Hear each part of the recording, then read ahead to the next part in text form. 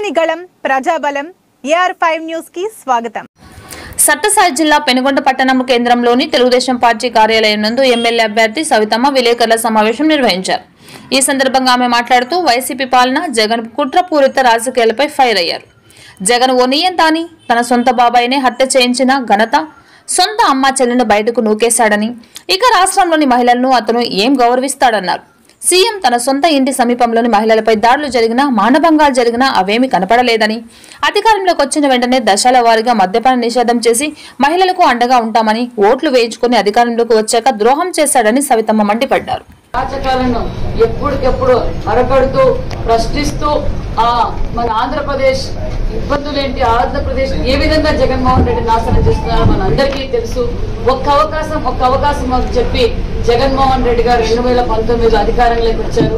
అధికారం వచ్చిన రోజు నుంచి ప్రజావేదిక కూల్చే వేదికతో మొదలై ఈ రోజు అన్ని సెక్టార్స్ ని భూస్థాపితం చేసిన పార్టీ ఏదంటే వైఎస్ఆర్ పార్టీ.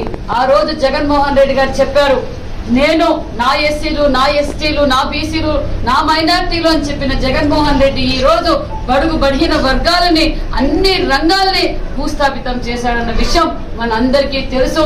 2024 ఎన్నికలు రాబోతున్నాయి. ఆ అభ్యర్థిగా, తెలుగుదేశం అభ్యర్థిగా, పెనుగొండ అభ్యర్థిగా నన్ను ప్రకటించారు. మేము కూడా ఎన్నికల సిద్ధమయ్యాం, ప్రచారానికి కూడా సిద్ధమయ్యాం. జగన్మోహన్ రెడ్డి గారికి బుద్ధి చెప్పడానికి రాష్ట్ర వ్యాప్తంగా ప్రజలు సిద్ధంగా ఉన్నారు. ఎందుకంటే జగన్మోహన్ రెడ్డి గారు మహిళలకు పెద్దపీట వేస్తా, నా అక్క చెల్లెళ్ళు, నా పిన్నమ్మలు, నా మహిళలు అని చెప్పిన జగన్మోహన్ రెడ్డి ఆ రోజు జగన్మోహన్ రెడ్డి చెప్పారు, మహిళలకు ఏదైనా సమస్య వస్తే గన్ను కన్నా ముందు జగన్ వస్తానన్నాడు. ఈ రోజు ఆంధ్రప్రదేశ్ లో మహిళపైన జరిగిన అరాచకాలు ఏ రాష్ట్రంలోనూ లేవు. అరాచకాలు జరుగుతున్నాయి కానీ మహిళల పైన జగన్మోహన్ రెడ్డి గారు ఏ రక్షత కలిగలేదు. ఆయన తాడేపల్లి ఆయన ఆఫీస్ పక్కన మానభంగాలు జరిగిన, మహిళలపై అన్యాయంగా హత్యలు జరిగిన జగన్మోహన్ రెడ్డికి కనిపించలేదు. ఎందుకు కనిపిస్తాయి? కన్న తల్లే కనిపించలేదు, చెల్లి కనిపించలేదు. బాబాయిని చంపిన వ్యక్తిని దగ్గర పెట్టుకొని ఆ ఎలక్షన్లు నడుపుకుంటున్న రాజకీయం చేస్తున్నాడే తప్ప మహిళల్ని గౌరవించే పార్టీ వైఎస్ఆర్ పార్టీ కాదని కూడా తెలియజేస్తున్నాను. ఎందుకంటే ఆ రోజు సంపూర్ణ మద్యపాన నిషేధం అన్నాడు జగన్మోహన్ రెడ్డి.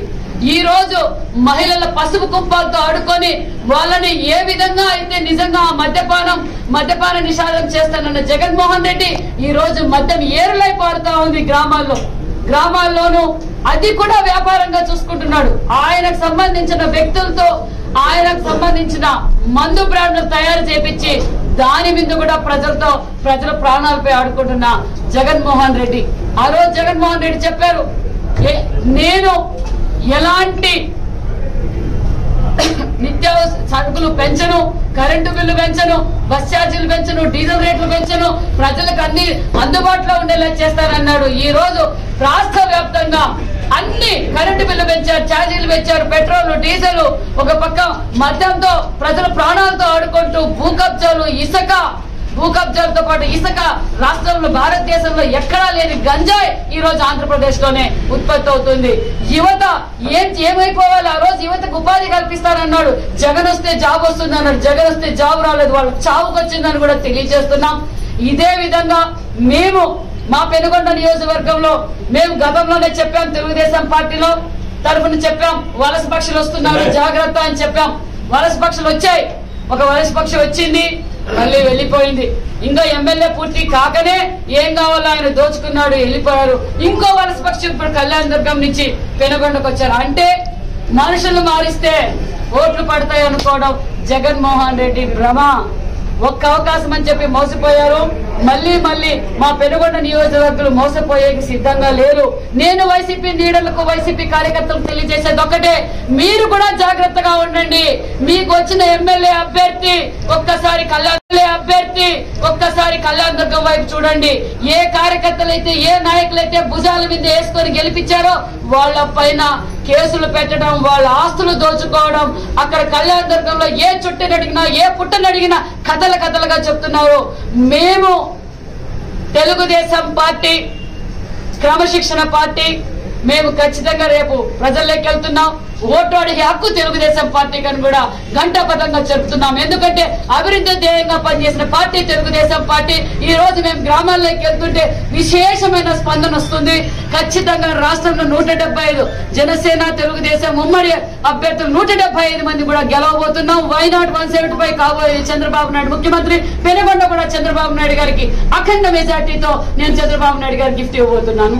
అదే విధంగా ఇక్కడికి విచ్చేసిన పత్రికా విలేకరులకు మరియు ప్రింట్ మీడియా, ఎలక్ట్రానిక్ మీడియాకు మరియు నాయకులకు, జనసేన నాయకులకు కూడా అందరూ నాకు సహకరించారు. ఈ అందరినీ కలుపుకొని మేము దగ్గరలోనే ప్రచారానికి వెళ్తున్నాం. సహకరించిన అందరికీ పేరు పేరున నమస్కారాలు తెలియజేసుకుంటూ జై తెలుగు.